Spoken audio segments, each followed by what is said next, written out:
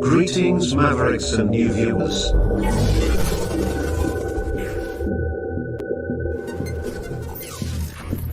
Tonight, direct and live from the Maverick News Network World Studios. This is Maverick News with Rick Walker.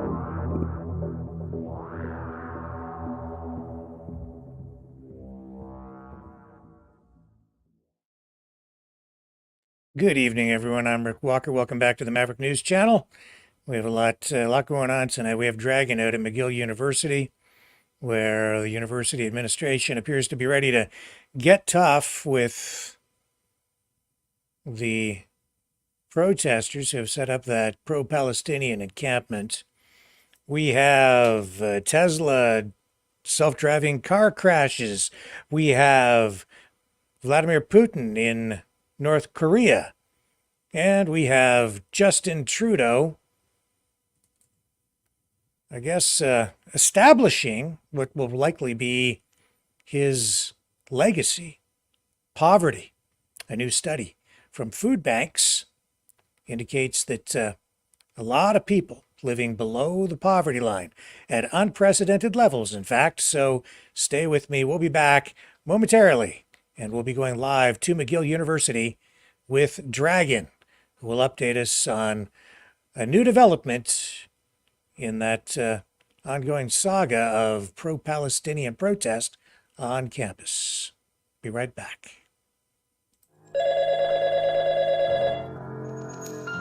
Feel the vibrations.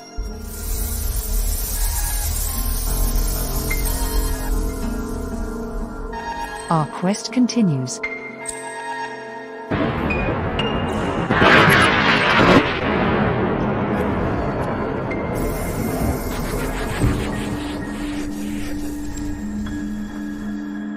The truth is out there.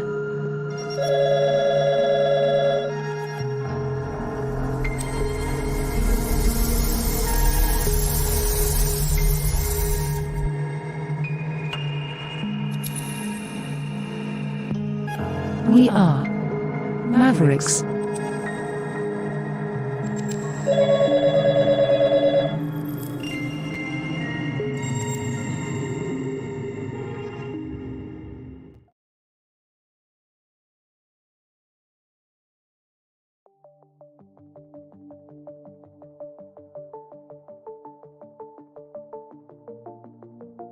Greetings, brave Mavericks.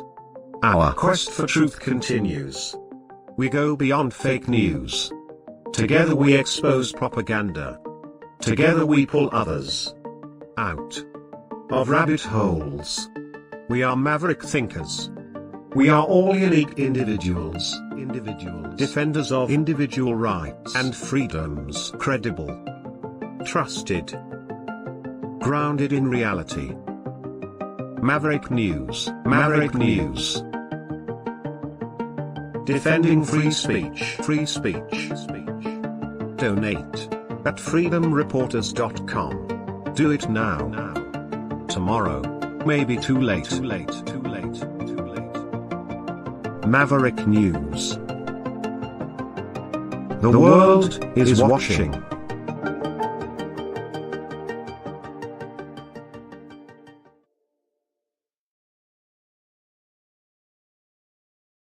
Okay, I'm back. Looks like we're freezing up on one of our feeds. Some technical problems here. We weren't streaming out to Rumble, second channel. I've reestablished that. It seems like we're streaming out there now. Over on Wimkin, though, we're having some technical problems. I don't know why, but we are. And that's just the way it goes, I guess. So maybe no broadcast on Wimkin tonight. But Dragon is broadcasting live from McGill. Let's go there now and catch up on what the latest developments are in with that pro-Palestinian encampment. There he is. Hello, good, beautiful world of Mavericks. On the scene, gathering the information for us tonight. First of all, Dragon, just before we get into what the administration has been saying, what's going on at the campus tonight? Well, it's pretty calm. You don't hear any chanting or any propaganda. The only thing you can actually witness is a little screen with, say, world crime from, the state who's been at war, as you know. So. Okay, so what is happening there, though, is I guess some people are finally kind of at the breaking point. They Actually, the want this kind of administration, done. Yeah. yeah, the administration has fed up with the ongoing encampment. Actually, they were supposed to have an agreement till the 14th of June, which has been met. And well, the pro-Palestinian actually just had disagreed with the statement or the demand that the McGill had offered, and there you go. They are not easily going apart from here, and they are not willing to get away. So, and from the report that I've been reading, they are really not into going somewhere. It might one time add some another time another police intervention, and probably more to come. So we'll see. So 50 days they've been there now, and the university has decided to cease discussions with the protesters. They say they are now exploring all legal avenues, the full spectrum of legal recourses and disciplinary processes that coming directly from McGill president Deep Saini, who clearly has reached his limit. He wants this thing taken down. Well, it has also to do with what happened the 6th of June. As you remember, I was on the spot looking at a building being taken over by 15 of them, and more was outside trying to make sure that the police was not able to come in. But as you know, thing went south a little bit, and well, I was there to show you what was happening at that point. So there's more to come. Yeah, and I'm sorry, my eyes are watering. I had to put some drops in my eyes for a thing before I came on here, so my eyes are kind of buggy right now. Sorry about that. So yes, 50 days, as I say, sitting there. The students, well, I don't think they're really all students. It's a mix of maybe some students and other protesters who are there for a variety of, or from a variety of organizations, or maybe Even just people. homeless people around, Yeah, I will tell sure. you.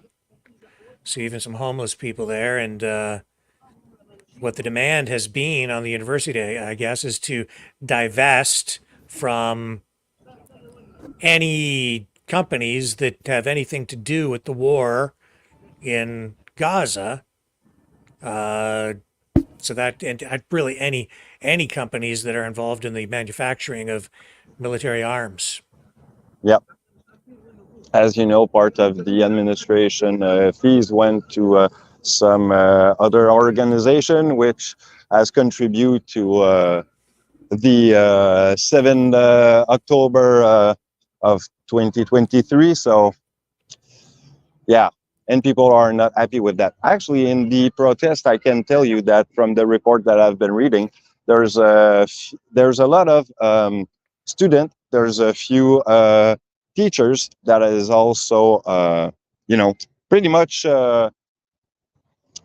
With the guys, they are agreeing with what's going on, and this is why you see a lot of it's a blend of a lot of people, and there's not only student or teachers, there's people from all kind of walk of life. Right. So the university was also offering amnesty to any students that had been involved in any protest activity. So no disciplinary action would be taken up to the point of June 15th.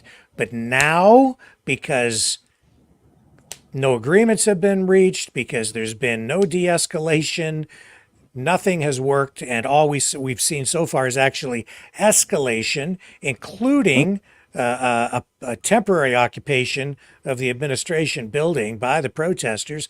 That offer of amnesty has now been withdrawn. Rejected. Yep. And I mean, they are even looking into legal avenue for the damage who has been done. And, you know, I mean, they are looking into justice in that point. So, Yes. So are they still restricting access to you, other media people, maybe people that they don't well, don't align with politically? What's going on there? of course, I'm sure that if I go around a little bit too close from the campment, I might get, say, a boot kicked, but probably not that way. But yeah, I might probably be pushed over around.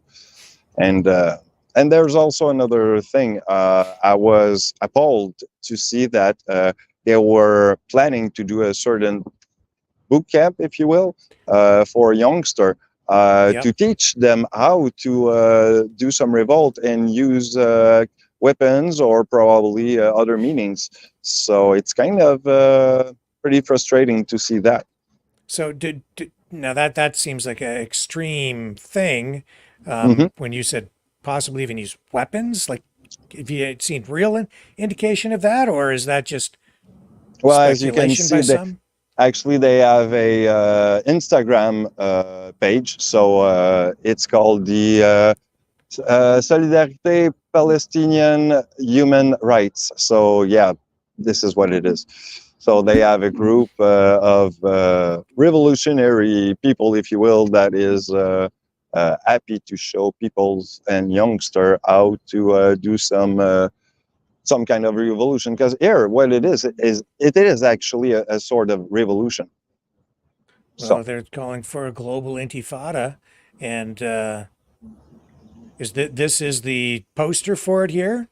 yeah, Is that correct? The youth summer program? exactly. This is the one that they have advertised to the youngster to come around, and even the parent. You know, I mean, everyone's welcome to learn how to do some revolutions. Wow. Okay. All this happening in Canada Yeah, today. And you say there's an Instagram page as well? there is.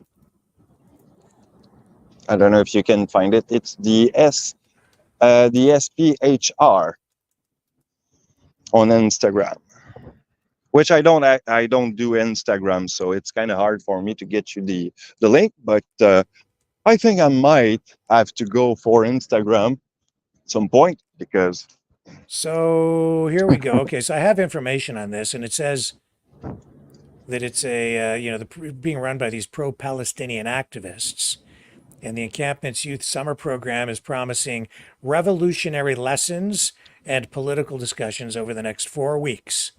This is already apparently, is it underway? I guess it is. yeah, And it started today. I think the 6th I of see. 17. It is. Yeah, 17th. So it started yesterday. Yep. And we're talking about political discussions, revolutionary lessons, talking about the resistance movement, the role of media since October 7th, and the Hamas attack on Israel. Federal and provincial politicians are calling for the encampment to be dismantled, though, along now with university administrators. And I guess there are posters up for this program around the campus and in other places around town as well. Yeah, there is actually. There's a lot of well, there's a few actually, and I mean, it's everywhere on the web. Also, if you look at the right place, Yeah. it's right on this place. And the Minister of Education for universities and colleges in Quebec, they call it the Higher Education Minister, Pascal Derry, says that poster, in his words, is tantamount to provocation, explicit incitement to violence, and even indoctrination. Yeah. Even Deep Asaini has said something along these way. What he said first also was that it is an unprecedented right now. What we see, it's like a first time that you have one of those camp for that long time. I would argue that probably what he was thinking is that now it's getting a precedent for others to come later, and they will probably be tolerated in a way. So this is not a good. It's not a good first time. Basically, this is what it is. So the university, I think, will need to seek a legal remedy to this before they can do much of anything else. And so far, the attempts to get an injunction to clear this thing out have not really been successful. So I don't know, but this is rising to a point now where I think the line was crossed a long time ago, frankly, between a peaceful protest and an occupation. And that is what this is. This is an occupation. They're restricting access. They're only allowing people who are sympathetic to their cause, or maybe the people who are actually involved in the protest itself, onto the controlled area. They took over that building, occupied it for a time. These are violent acts, and they've engaged in vandalism as well, and that is not legal. So they've committed, Exactly. a number of offenses there that I think justify any actions at this point the university might take to have them removed, and that's my And this is personal not the opinion. only offense.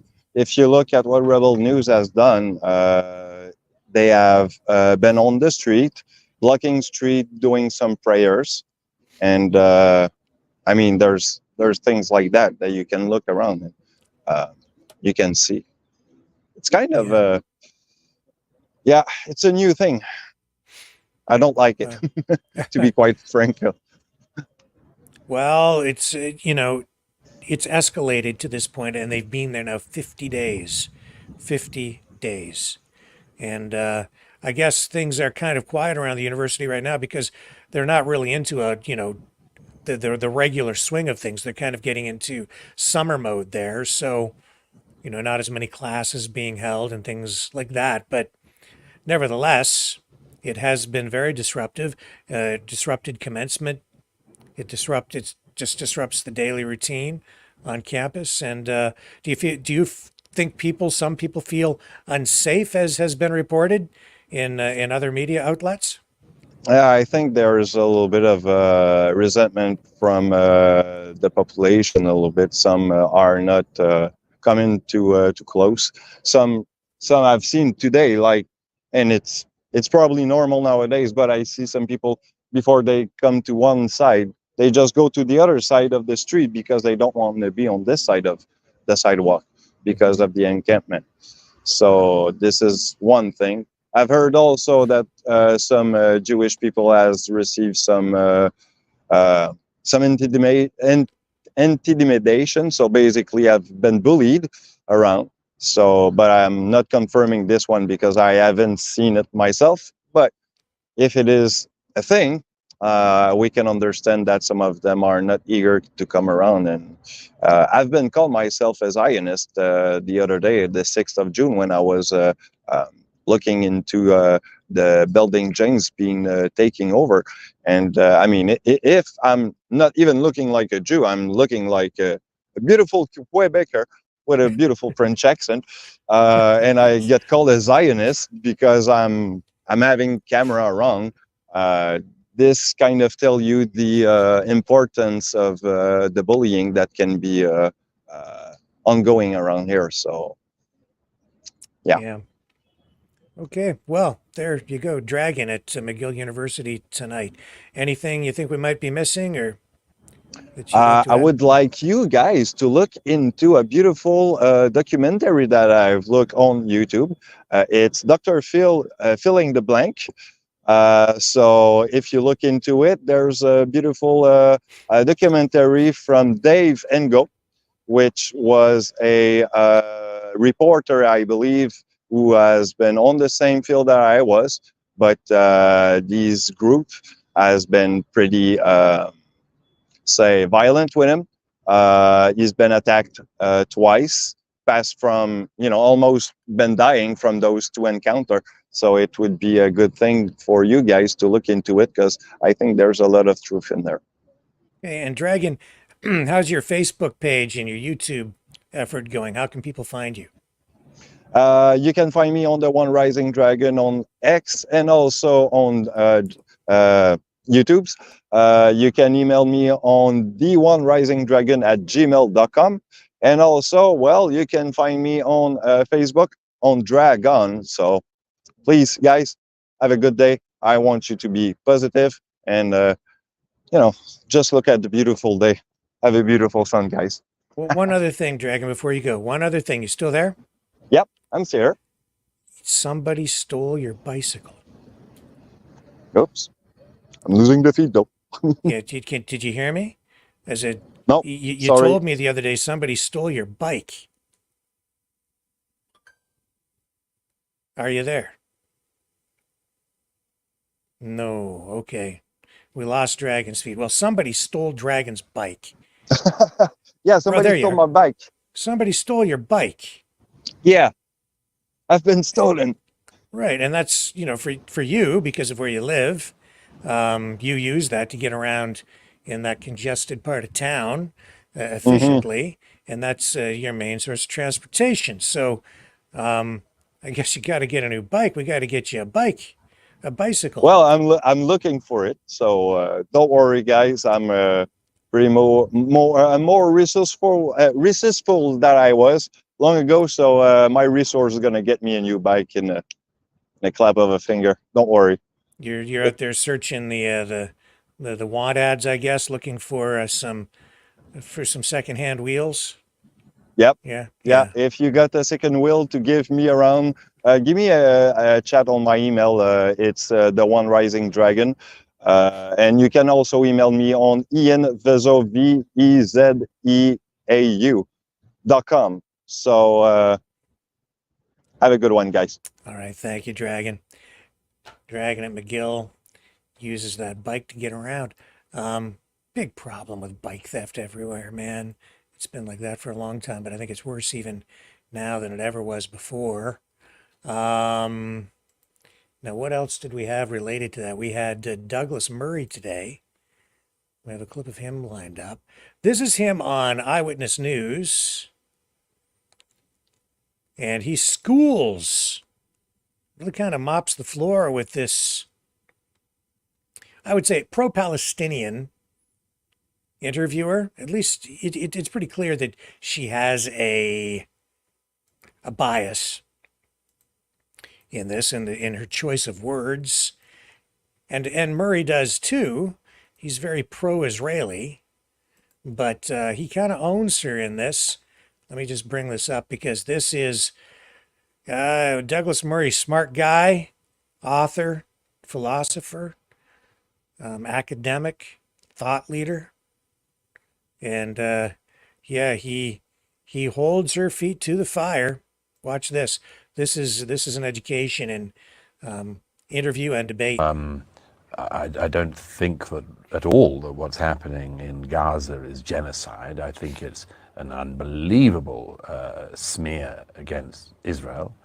I've covered that war, as I've covered many others. Don't you think it's a self-inflicted smear against Israel? No, I mean, I was in Ukraine last year. Are the Ukrainians committing genocide?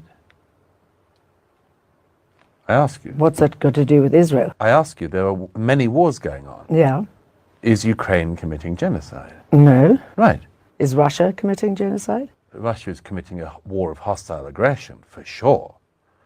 Although it doesn't seem to be attempting to eradicate the Ukrainian population as a whole, which is, of course, what genocide is. Which is what Israel seems to be doing with Palestine. Which is not doing. I know that you work for Fox News, and I was called by Fox News some time back to talk about the genocide happening in South Africa, and I said there is no genocide happening in South Africa. So I was surprised that Fox could then see what was happening in South Africa as genocide, and yet what's happening in Israel as... I don't speak for Fox. But the allegation of genocide against Israel, why would Israel be committing genocide in Gaza? Like, well, what would you describe it? It's a war. It's which I've seen up close. Okay. So let me just explain that. If you start a war, which is what Hamas did on the 7th of October, if you start a war, there are repercussions. There are repercussions to Russia for starting a war against Ukraine. Russia's lost a lot of troops. There are repercussions for Hamas for starting a war against Israel. So do you think there are repercussions for an illegal occupation? What's the illegal occupation? Of Israel against the Palestinians. Where? That is an illegal occupation. Where? It is a determined illegal occupation. Gaza? Of course, Gaza and the West Bank. Have you been to Gaza? Yes, I have. Is it occupied by the Israelis? It's completely sealed off, as you know. That's By why who? they call it by the Israelis. And who? By the Israelis, by the US, and whoever else supports And who else? the Israelis. Isn't that enough? No, tell me who else is allegedly sealing the Gaza. I'm saying that Israel What? has completely encircled Gaza. Nothing goes in, nothing goes Gaza out, as has. you know. Well, as you know, if you've been, Gaza also has a border with Egypt. Why do you not mention Egypt? Egypt has a stronger fence to fence in the people of Gaza. Okay, than so you Israel agree does. that Gaza has been fenced off? No, it's fenced off, although you might note that there are more workers until the 7th allowed into Israel to work and indeed to have medical treatments and others that were considered necessary, which Hamas doesn't provide. There was plenty more people every day coming into work in Israel from Gaza until the 7th than were going the other way into Egypt. So if I go back to this question, why do you say there's an illegal occupation of Gaza? Why did you say that?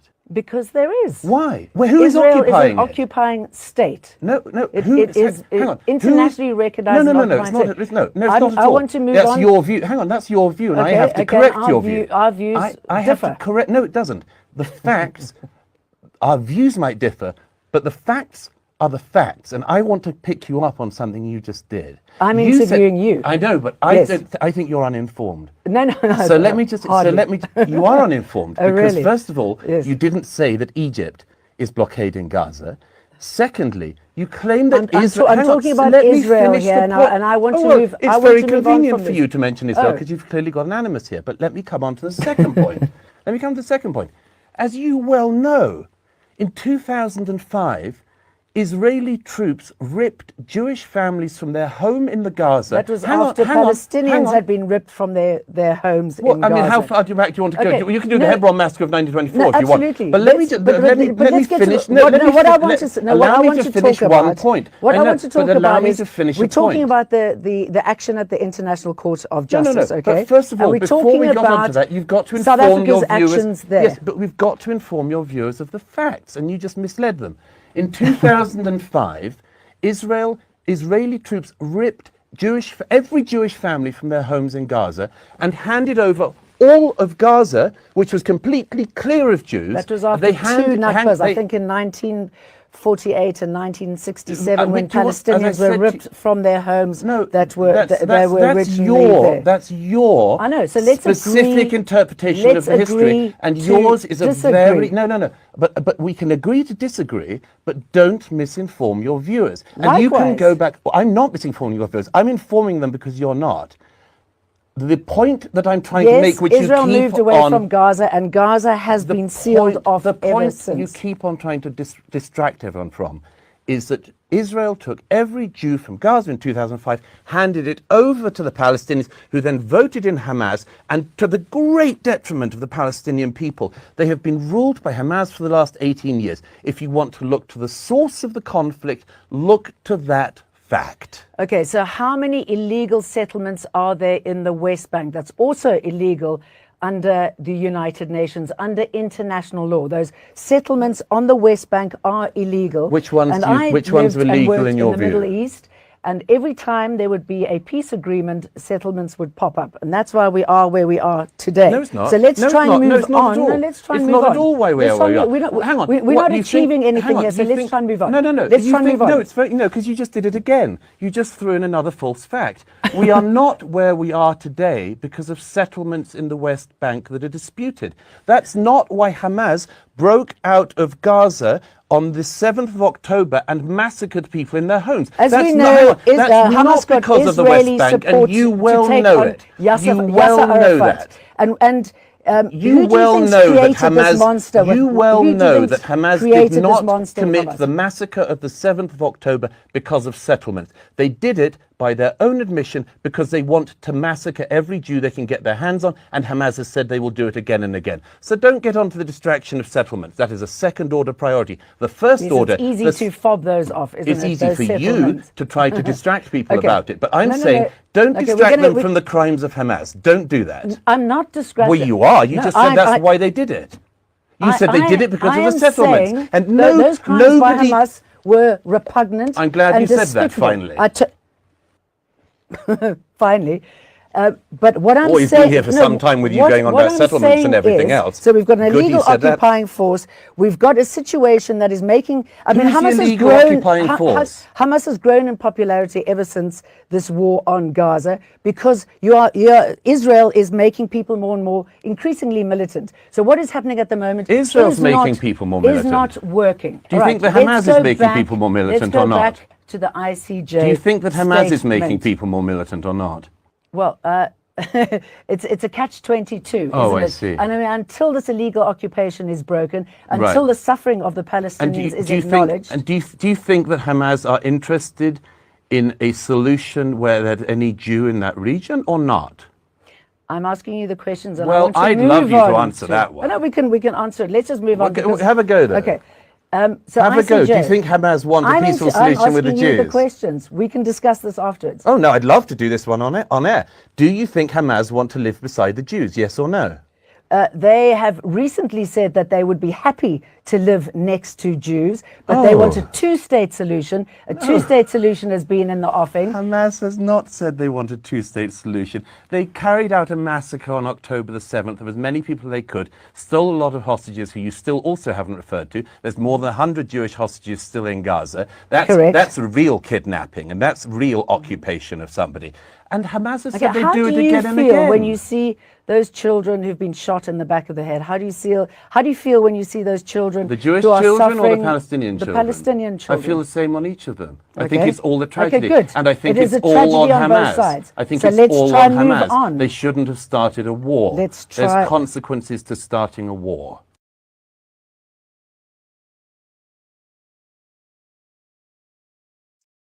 I will be right back. You know, someone very profoundly once said many years ago that if fascism ever comes to America, it'll come in the name of liberalism.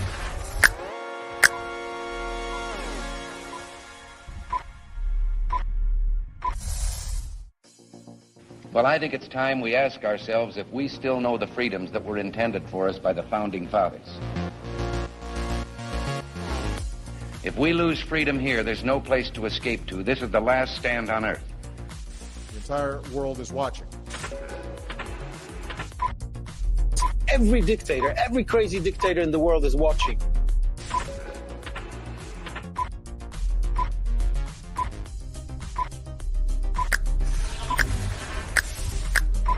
The world is watching.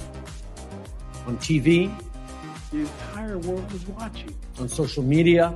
But the entire world is watching, and yes, they are seeing what we have apparently bravely been willing to say that others are thinking. Stand for freedom. Literally stand for freedom. Let's get this done. The entire world is watching. We're at war with the most dangerous enemy that has ever faced mankind in his long climb from the swamp to the stars. Maverick News. Maverick News. Maverick News. Let me have more control of my own destiny. The world is watching.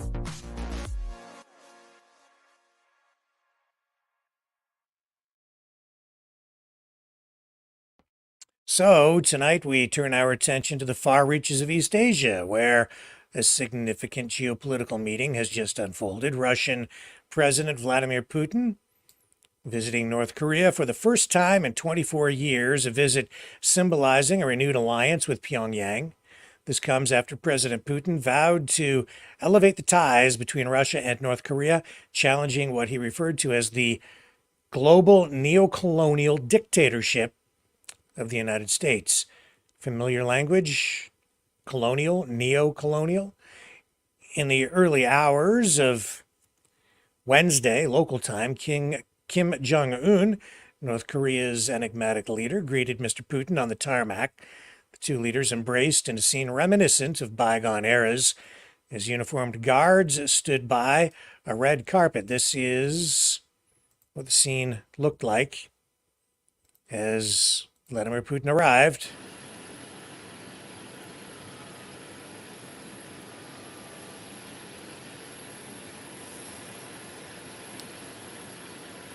So the rapprochement between Moscow and Pyongyang has been fueled by the ongoing conflict in Ukraine.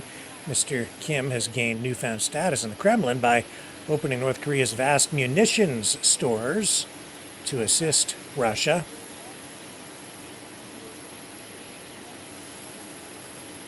Now, 9 months prior, Mr. Kim traveled to the Russian Far East, where he and Mr. Putin toasted their sacred struggle, as they called it, against the West. They met at a Russian cosmodrome, visiting sensitive rocket and fighter jet facilities. Kim extended an invitation to Mr. Putin to visit North Korea, an invitation that has now been honored. So this burgeoning relationship poses a significant challenge to Washington, which once relied on Moscow's cooperation in efforts to curb North Korea's nuclear ambitions. A lot has now changed. It's a new geopolitical reality. Now, Vladimir Putin had given a limousine, an Oris limousine, to the leader of North Korea. And when he arrived in North Korea, Mr. Putin was a year ago that he gave Mr. Kim this car. So here they are approaching it, and they're kind of joking. You first. No, you first. He says, no, you first. Oh, we'll both go first, said Vladimir Putin. And then they both walked in and got in the car. That was a clip from Sputnik.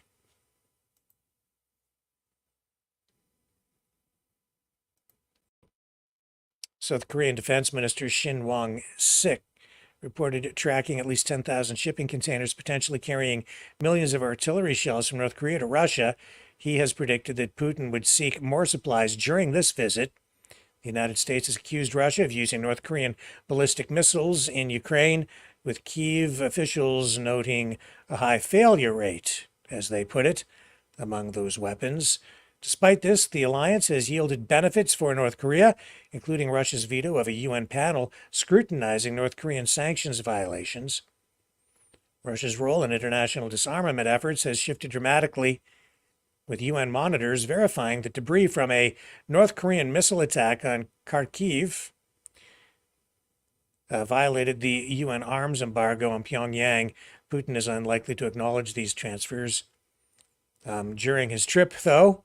Probably not going to talk about that, as Russia denies any military transfers that breach the embargo, and those assertions coming from Western media. Kremlin foreign policy aide Yuri V. Ushakov indicated that the leaders would discuss energy, transport, agriculture, and economic security issues. Putin will also visit Vietnam later this week, highlighting the Kremlin's intention to counter American interests globally. For North Korea, the relationship with Russia provides opportunities to expand its high-end weapons arsenal and gain access to sophisticated military technology.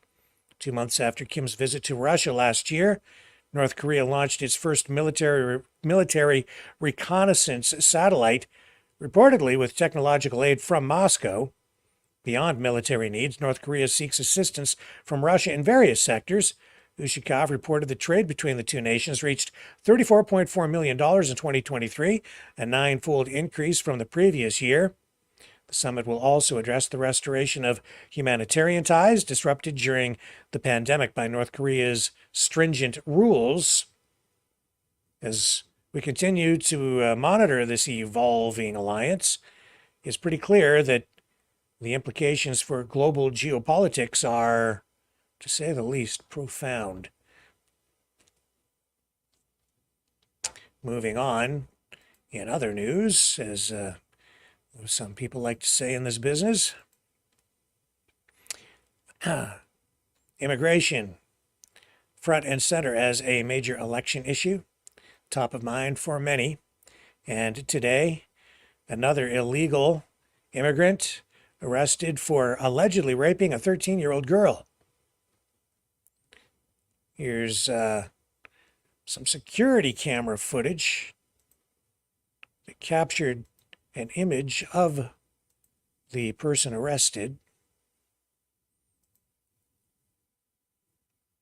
Here, let me, what I should do actually is, I need to scroll down. You scroll up, there we go. And here's the security footage of what this guy looks like.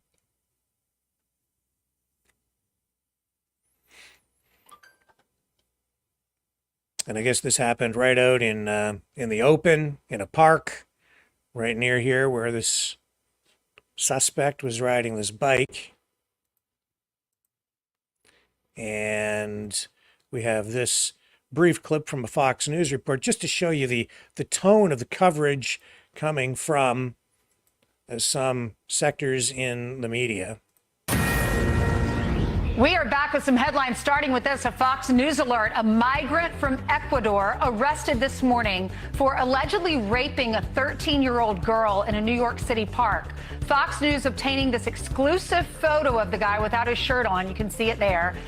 That's when he was being arrested. According to police, the suspect used a knife to force a boy and a girl into a secluded part of that park in Queens in broad daylight. He then tied their wrists and raped the young girl. Authorities say he stole their phones and then ran off. Investigators say the migrant suspect entered the country illegally back in 2021. Another Boeing... You're going to hear a lot more stories like that as we get closer to November and people casting their ballots in the presidential election.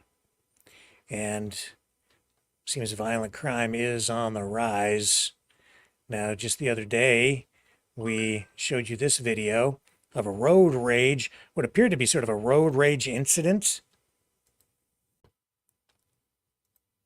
One guy brought a knife, the other guy brought a cell phone.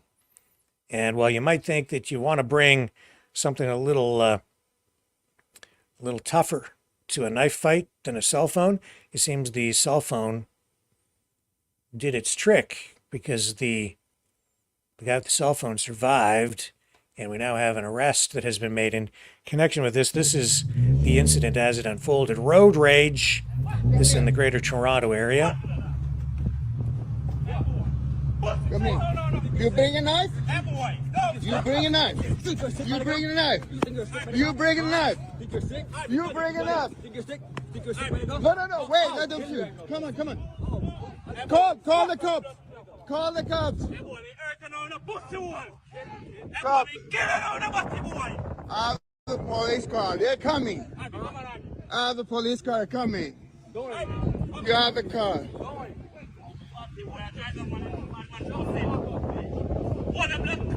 Wait. Call the police. Wait.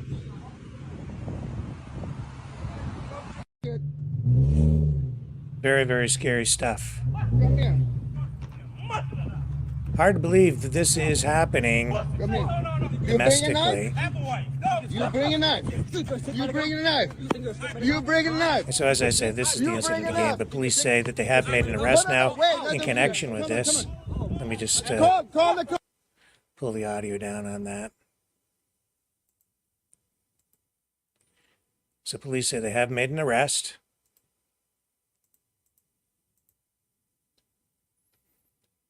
So they say that this incident happened around 10:35 a.m. on Sunday. Officers were called to the area of Danforth and Kennedy Roads. And they say the two men were seen driving dangerously in the area. Well, you can see what happened there in this video going viral. Police have confirmed that the incident captured on video is the same one that they are investigating. And they say that they have arrested a 21-year-old Ajax, Ontario resident, Rishab Barua, arrested shortly after the incident on Sunday. He's facing one count of dangerous operation of a conveyance, possession of a weapon for a purpose dangerous to the public, and assault with a weapon. Investigators say they are still searching for the passenger in Barua's car.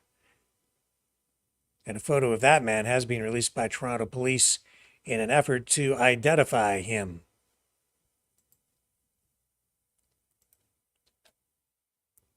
So, you never know what's around the corner when you're out on the road. You never know what's coming down from above either, and you never know what's going to come at you, like how about a Tesla that was in self-driving mode and wound up colliding with a police cruiser in Fullerton, California. This, the cop never saw coming. Let me bring this up.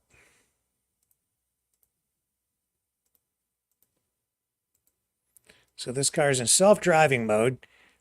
And just the other day, Elon Musk at a shareholders meeting talking about the incredible advancements that Tesla has made with its self-driving technology. But in Fullerton, California, this Tesla in self-driving mode collides with a police cruiser, and this is what it looked like. Captured on camera.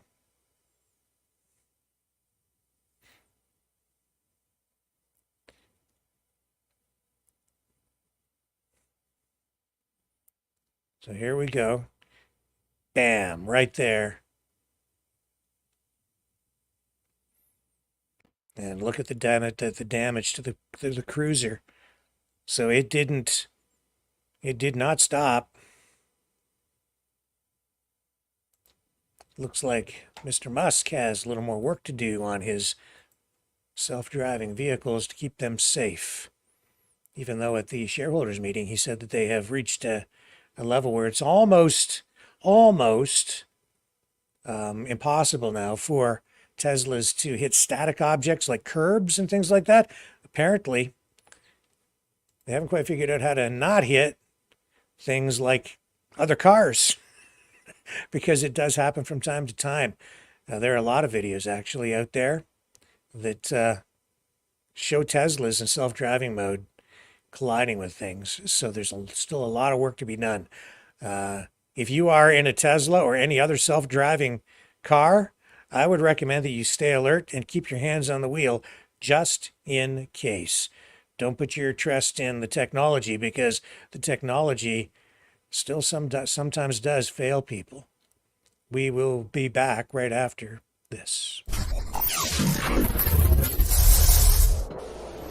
The sharing of biased and false news has become all too common on social media. More alarmingly, some media outlets simply aren't true without checking facts first. Unfortunately, some members of the media use their platforms to push their own personal bias and agenda to control exactly what people think, and this is extremely dangerous to our democracy. In an ocean of lies a century deep, the truth awaits. Choose not the red pill. Choose not the blue pill. For both are an illusion. Discover the power of M. The power of individuality. We are Mavericks. We are the way to the light. Fear not the storm. Join our quest for truth. Truth will set you free. Maverick News. The world is watching.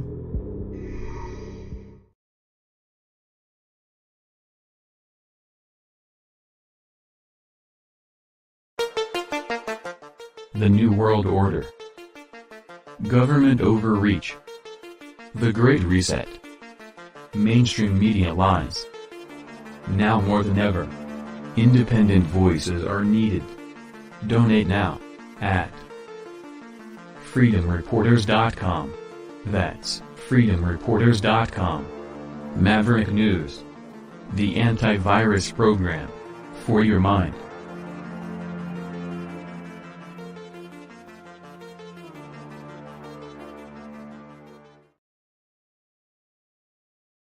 Okay. Every leader wants to leave behind a legacy. Some have a legacy of achievement, some a legacy of failure. Well, a new study coming out from Foodbanks Canada says that the number of Canadians living in poverty appears to be at an unprecedented level, much higher than anybody realized. The organization now saying that 25%, 1 in 4 Canadians, may be living in poverty because they can't afford 2 or more what would be considered essential household items or goods. So this is a brand new report just out today. And the authors of this report refer to something called the Material Deprivation Index. It's a metric that's used in Europe to measure the poverty level and the standard of living. So Eurostat, which is the statistical office of the European Union, says that the MDI distinguishes between people who can't afford a certain good or service and those who do not have the good or service because they don't want it. Now, a better understanding of poverty, I guess, is critical to accurately track and understand poverty levels. And this is just a different way of looking at it, just a different way of calculating it. The methodology is a little bit different, but it indicates that Canada is in much worse shape than the government would have us believe.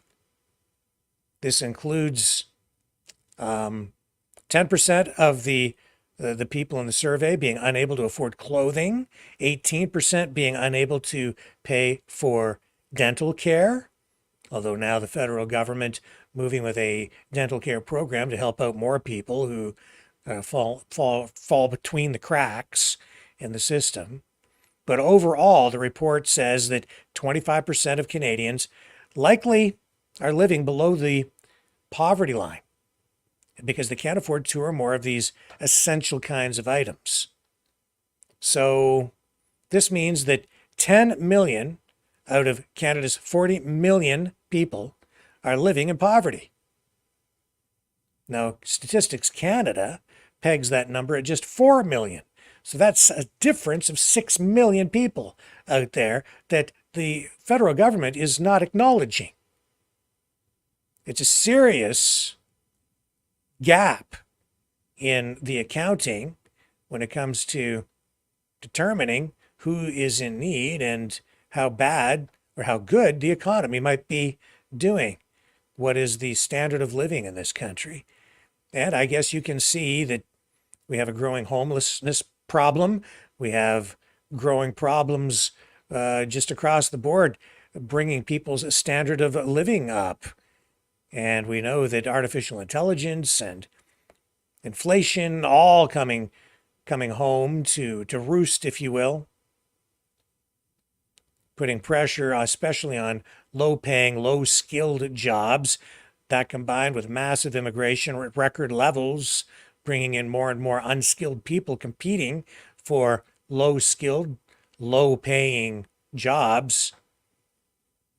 And it puts downward pressure on everything and leaves many people unemployed and in some cases even living on the street. It's unbelievable. It's hard to believe that in Canada, which was at one time considered to be one of the wealthiest countries in the world, we now have potentially, if this method of calculating poverty is correct, we have up to 1/quarter of all the people in the country living below the poverty line. It means that we're in a lot of trouble. And I would say that we are already into a deep recession, if not, on the verge of maybe something a whole lot worse. It depends on what happens with the value of the dollar and ongoing inflation. Now, also, this was an interesting sight to see. This is in Manhattan at East 46th and 5th Avenue. Somebody, out of their mind, or maybe just reckless and careless and doesn't care if somebody gets killed, they're chucking lawn furniture and other kinds of furniture off a balcony, I guess, or out a window from a skyscraper. And it is potentially lethal, scaring a lot of people.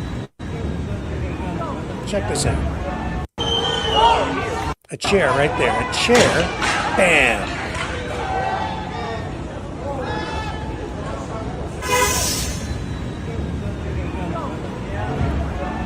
Some other object right there.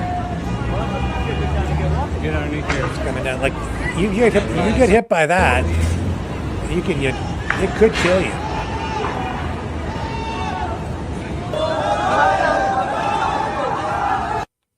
Oh my God. There it is again. That's a big city. You never know what you're going to find in a big city like New York. A lot of crazy people out there. Joe Biden, new immigration program offering legal status to 500,000 spouses of U.S. citizens. So what's this all about? Well, he's announcing a large-scale immigration program that will offer legal status and a streamlined path to U.S. residency and citizenship, as I say, to about 500,000 unauthorized immigrants, as they put it, who are married to American citizens.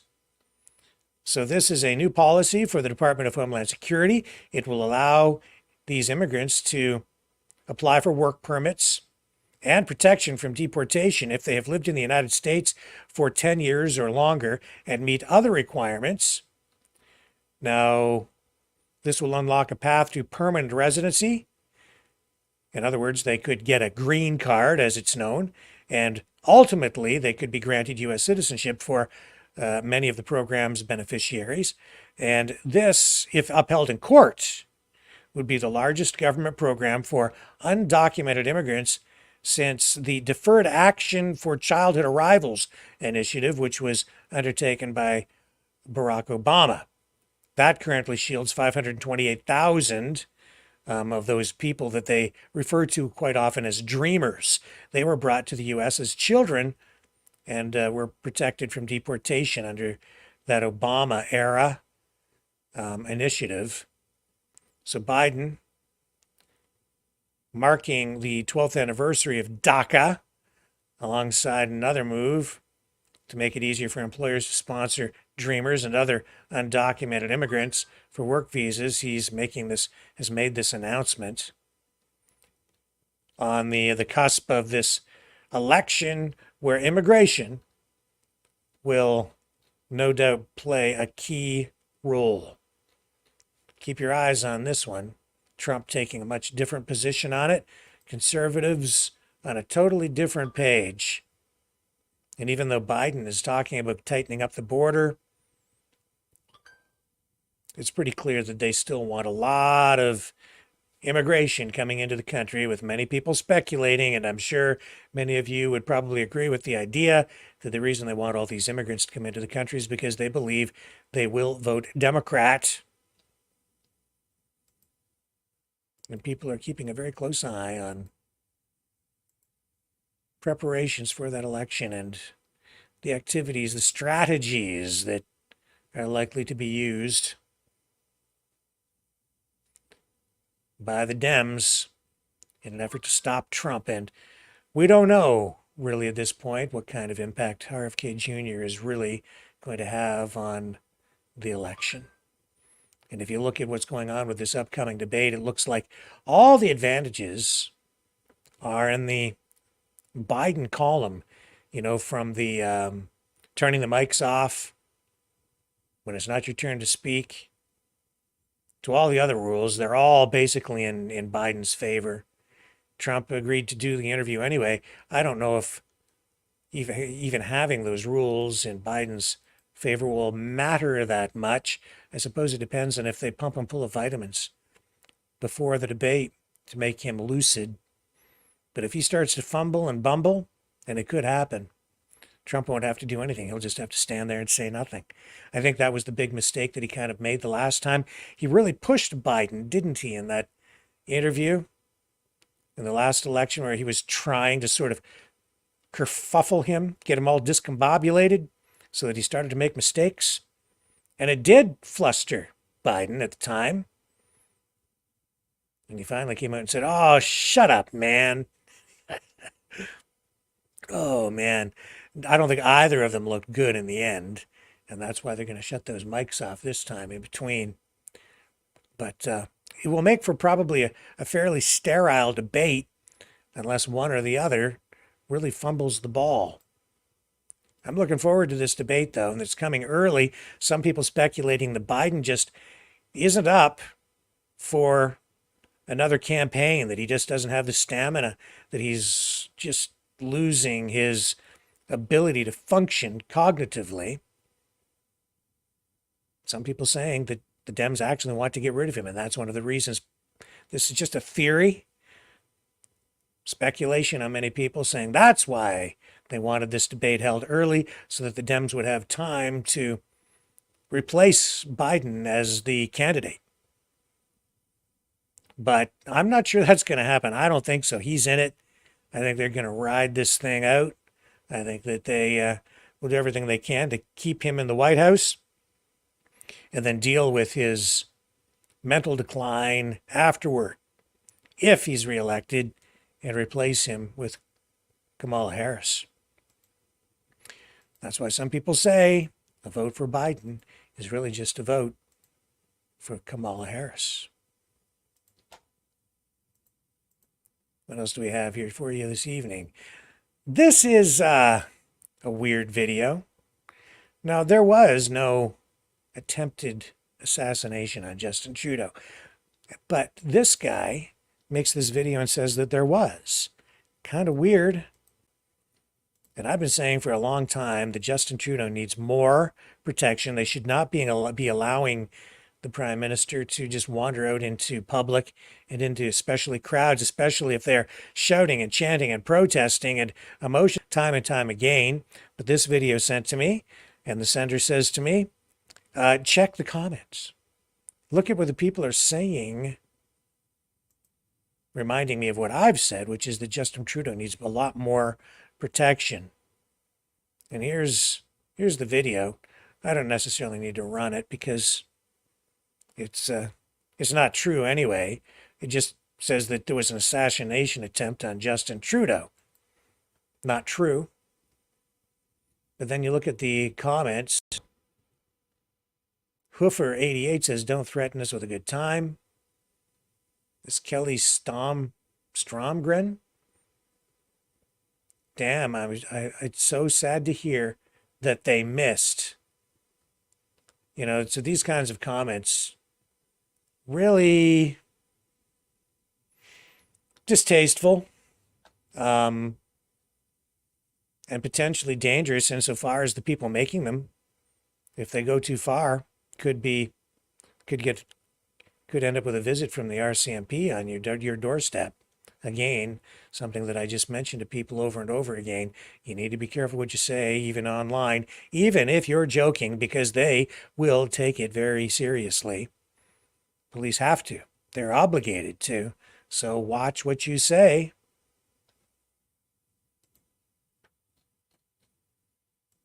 You land yourself in a heap of trouble.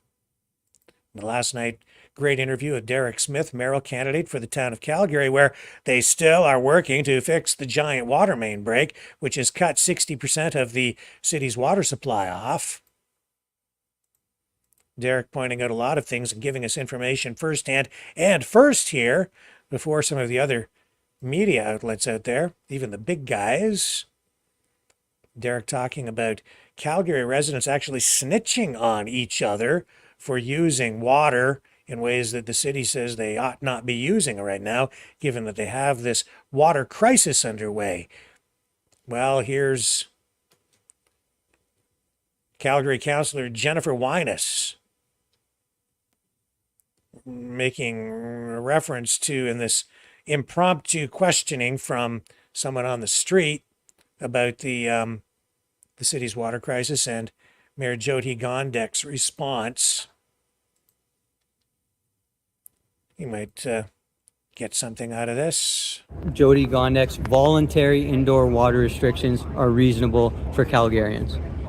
Are you talking about dealing with the crisis or what was deferred at council today? That's where I'm Dealing with the crisis in general, the voluntary water restrictions that she's imposed on Calgarians, such as leaving your pee in your toilet bowl, taking showers under 3 minutes, washing your cars with a rag, for example. Well, I think when your main feeder line breaks, it is important for Calgarians to come together. Okay. And if you flush 6 liters of water on a low-flow toilet, I think that's a simple collaboration we can do together. What do you think of Jyoti Gondek's suggestion to do laundry tourism? So you take your laundry outside of the city, you wash it, and then you come back to the city. Do you think that's unreasonable? I can see why it doesn't resonate with Calgarians right now. I think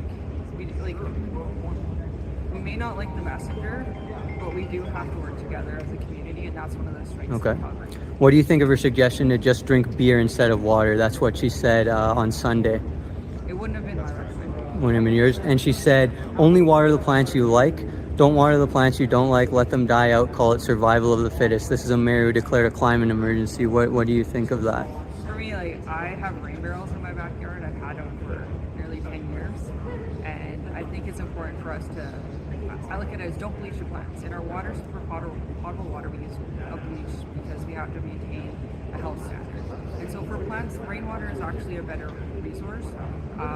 And it's interesting when you look, I don't know if anyone follows the Instagram hacks on watering your plants. You can take different vegetables, boil your potatoes, and use that to give the nutrients to plants. So we can start looking at our water cycle in a time of crisis and be creative and try experiments to keep our plants alive and use as much water as possible. Do you think Mayor Jyoti Gondek's doing enough to solve this water crisis?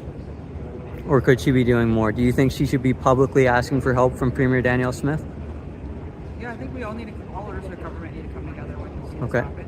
I think it's a highlight of the age of infrastructure within Calgary and within Canada that is going to need an investment, and we have to have a difficult conversation together as a community to get the solution. Do you think there needs to be an investigation into Jyoti Gondek's response to this water crisis after it's over?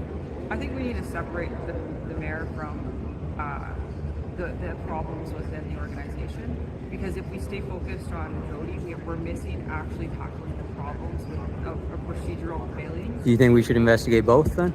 They'd have to be separate, but my priority right now is investigating what processes were followed in our evaluation of our infrastructure, how we are going to get ahead of it and create a better process. If I start bringing in evaluation of the mayor right now, I'm going to spread my resources too thin and not get the answers that are actually demanding of this council. Mayor Jyoti Gondek said her communication during the water crisis at the beginning was slow and confusing. Do you agree with that statement? Yes, I do. Okay. We're not even communicating in multiple languages. Calgarians are unaware just by how we have been communicating and the assumptions of how people connect with the message City Hall holds out there. So we need to evaluate that. Well, great. Thank you very much. All right.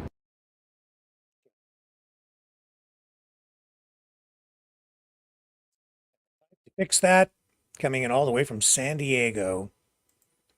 Apparently, no Canadian pipes will work. Strange situation. Strange response. Thank you again to Derek Smith for the interview last night. Very, very helpful. Okay.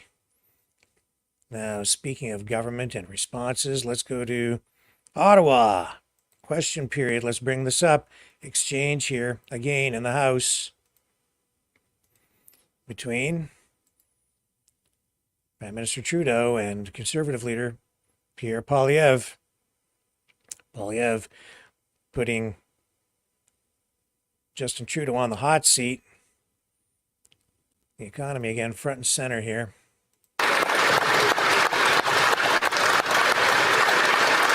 Questions orales, oral questions. The Honourable Leader of the Opposition. Le ministre radical et libéral de Radical Liberal Environment Minister is threatening to impose an order in council which would put at risk thousands of jobs in the Quebec forestry sector. I would undo that radical order in council in order to protect those jobs.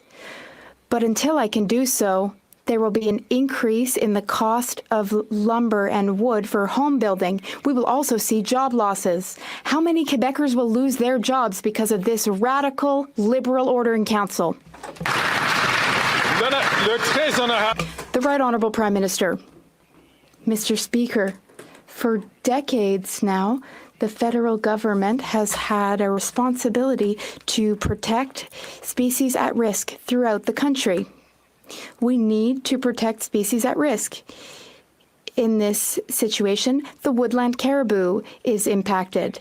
When we protect species, we work with the provinces and territories and various orders of government. We're going to work with our partners to ensure that we protect both jobs and species at risk. I look forward to continuing to work with the Government of Quebec to protect both the environment and jobs. The Honourable Leader of the Opposition. Yes, but Quebecers can protect both of those because this matter falls under provincial jurisdiction, Mr. Speaker. The Bloc has maintained this radical Liberal government in power.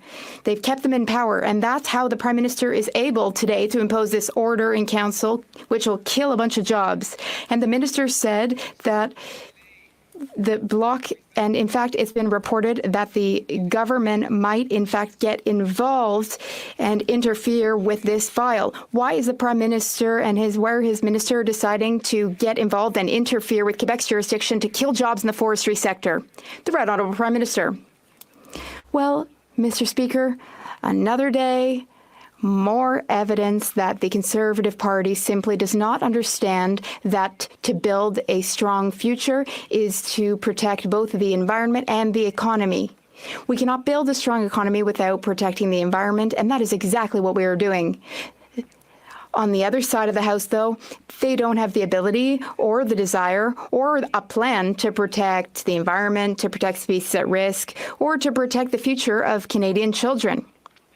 Mr. Speaker, we need a plan to protect the environment.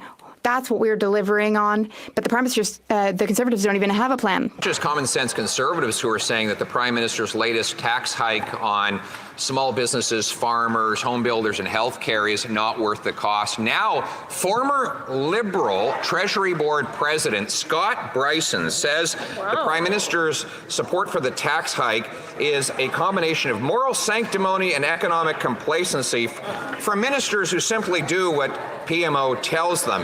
He calls it socialist bafflegab. Why is the Prime Minister going ahead with killing jobs and raising costs with what his own Liberals call socialist bafflegab?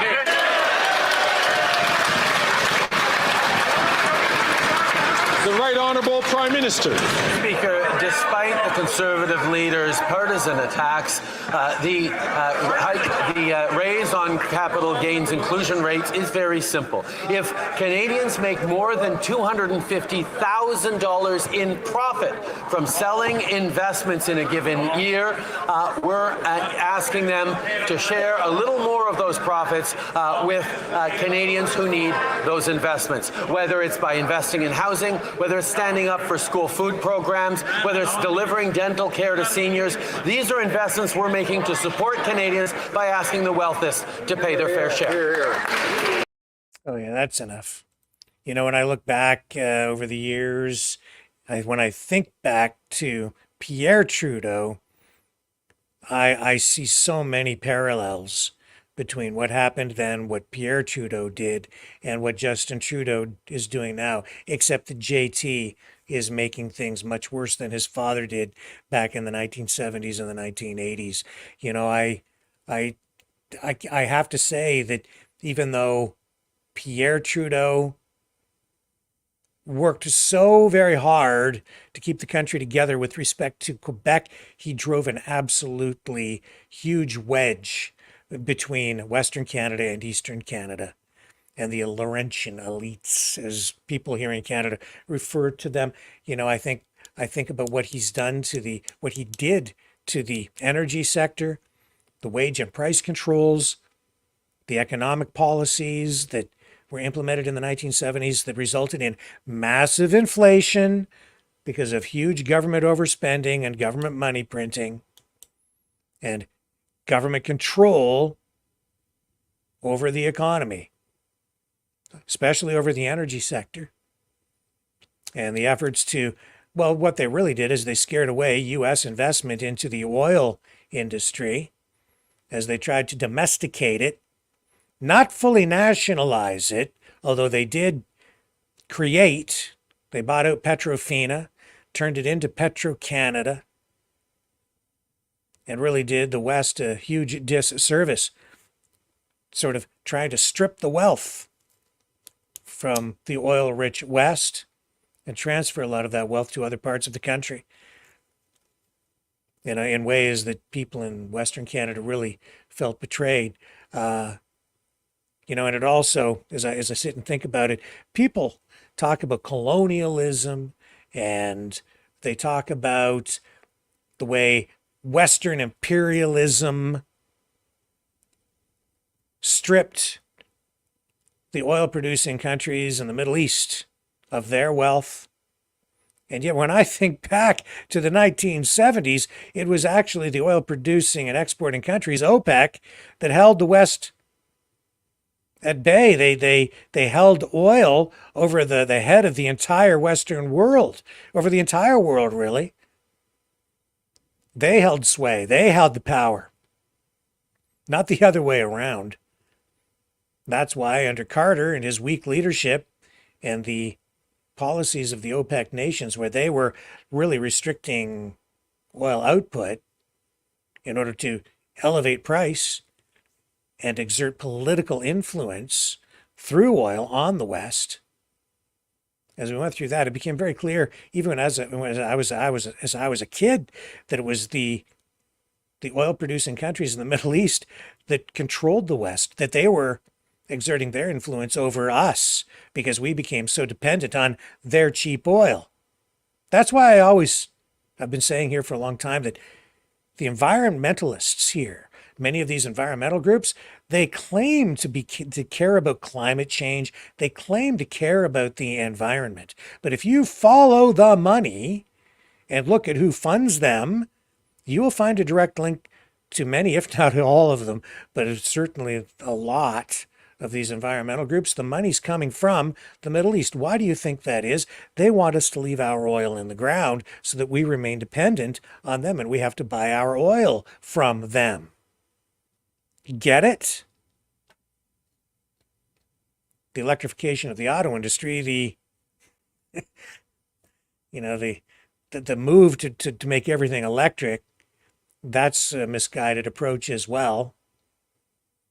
But since the 1950s, the 1960s, into the 1970s, the efforts to develop the tar sands, the oil sands in Alberta, to develop the oil industry. There's so many billions, maybe trillions of dollars invested into the development of the technologies in order to extract that oil, to turn that into wealth that could make Canada so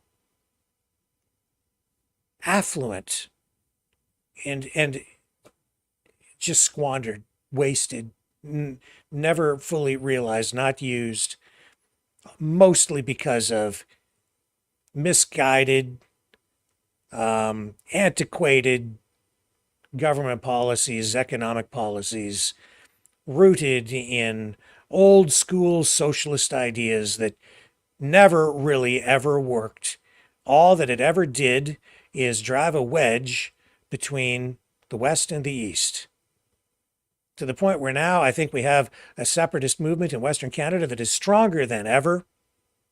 And instead of a prosperous, affluent country, we have a country that is sinking, on the decline, managed decline, maybe even intentional managed decline. Because while, as Danielle Smith said, and this I'm paraphrasing here a little bit, under Pierre Trudeau, he wanted to steal the wealth of Alberta and Western Canada. Justin Trudeau wants to destroy it. I'll be right back.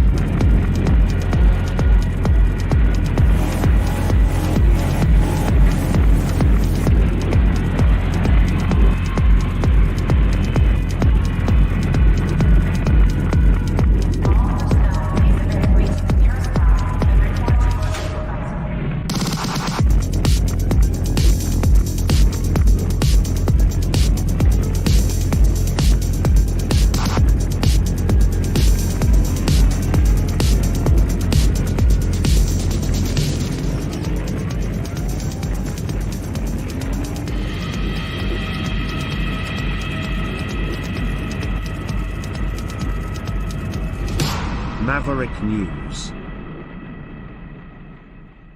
The world is watching.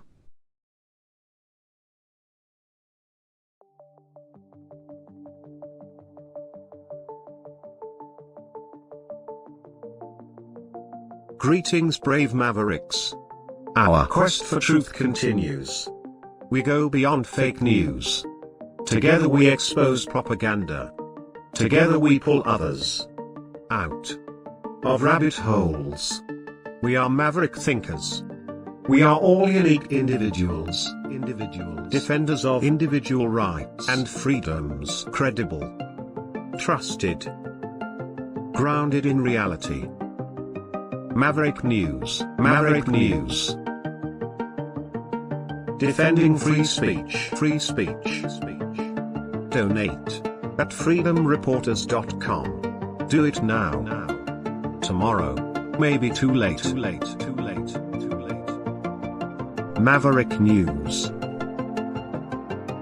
The world is watching.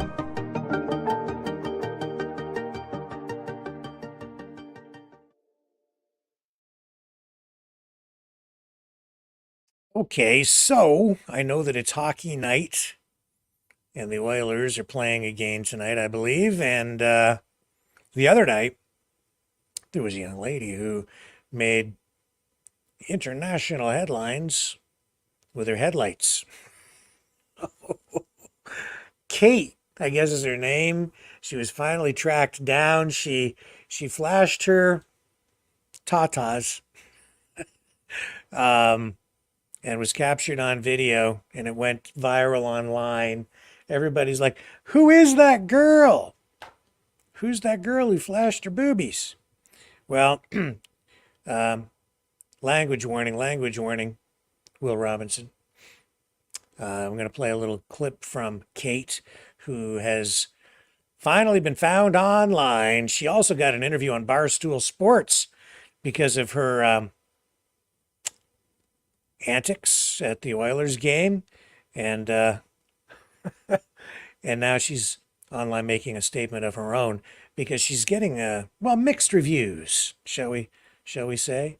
But I don't know if she's enjoying her newfound exposure or not. It seems like she's not entirely happy with it because she, as much as she has some real admirers, she has a few haters too. Anyway, maybe there's something we can learn from what Kate has to say about her experience after having, tipping her out, just having a little too much to drink maybe, and maybe a brief lapse in judgment, or not. Maybe some people don't care. You know, in Canada, it's actually legal to for women to go around topless. At least it is in Ontario. Anyway, here we go. Oilers girl. Actually, my name's Kate, but here we are. So I've thought long and hard about what I wanted to say to everybody. Anybody who knows me knows that I'm at one of my favorite places right now.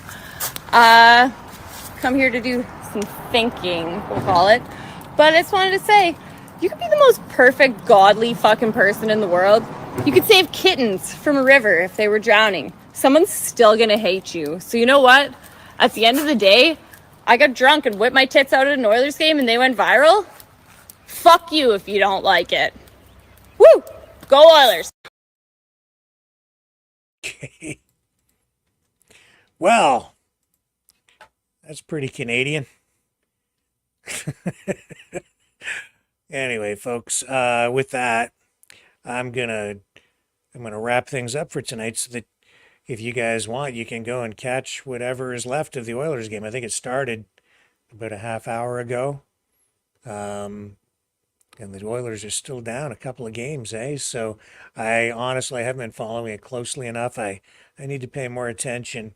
I'm just not a good Canadian in that way these days. I used to watch hockey a lot when I was young, when I played hockey as a kid, like so many other kids did. But I don't know, as I've become older, I've just not been as engaged with it. Too many teams to follow.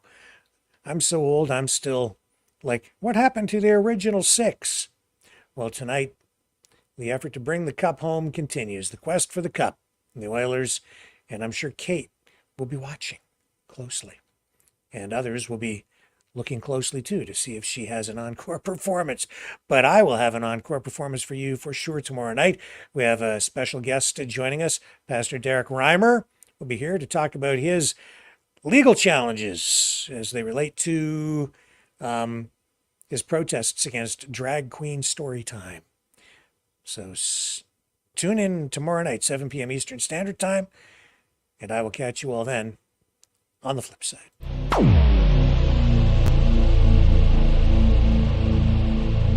This has been a Maverick Multimedia production.